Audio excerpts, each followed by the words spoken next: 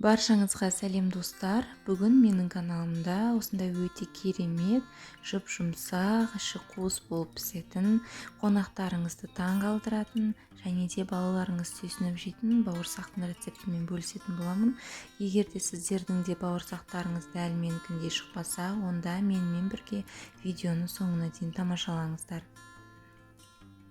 Ең алдымен бос ыдысымызға жылы суымызды құйып алатын боламыз.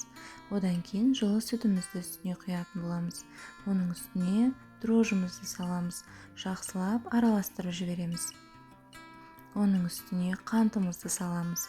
Тағы да бір араластырып жіберіп, үстіне тұзымызды саламыз.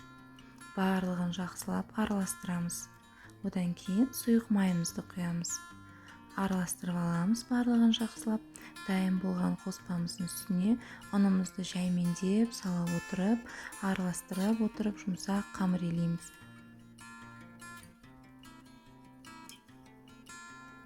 Мінекей достар, осындай өте керемет, қолға жабыспайтын жұп-жұмсақ қамыр болу керек. Бұның бетін 1 сағатта жауып, көтерілгенін күтетін боламыз.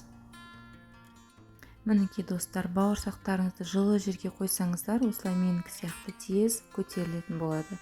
Енді осы бауырсақтарымызды астына ұнымызды сеуіп алып, ыдысымыздан түсіріп, өзімізге керекті мөлшерде бөліп аламыз, жаюымызға ыңғайлы болу үшін. Осылай домалақтар жасаймыз.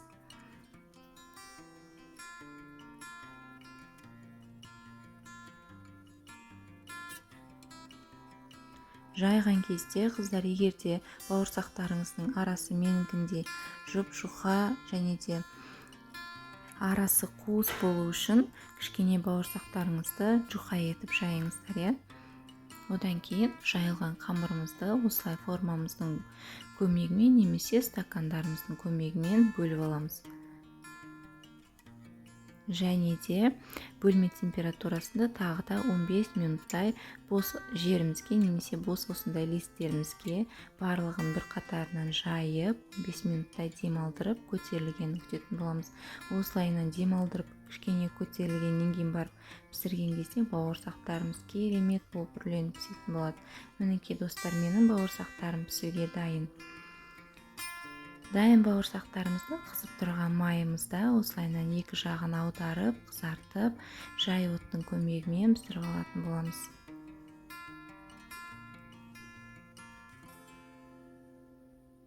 Мінекей достар, менің бауырсағымның рецептін сіздер көрдіңіздер. Егер ұнап жатса, менің каналыма тіркеліп, пікірлеріңізді қалдырып, лүпілдеріңізді басып кетіңіздер, және де қоңыраушаны басып қойсаңыздар, менің осындай керемет рецептлерім сіздерге бірінші болып көрініп тұратын болады.